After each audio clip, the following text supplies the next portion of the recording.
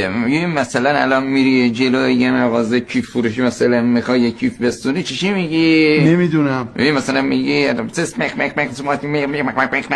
اون کیف سرخه بتمه.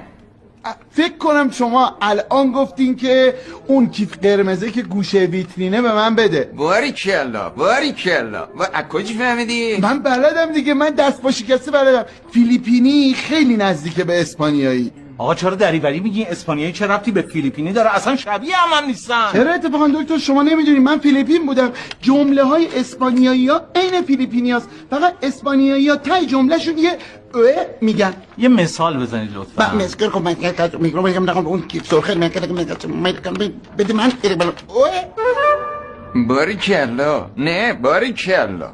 آقا ببخشید شما فیلیپینی بلدی؟ نه من فقط به زبون اسپانیایی مسلطم. خب خدا رو شکر. اسپانیایی ها فرقشون با فیلیپینی ها اینه که زبونشون ته جمله اضافه میکنن. میشه یه مثال بزن؟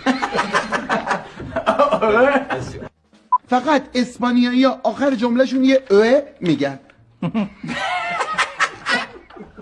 چه شیک خنده دکتر.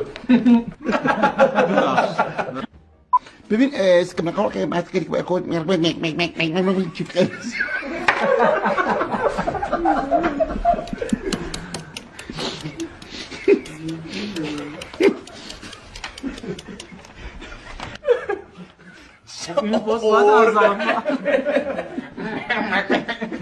از اول بریم.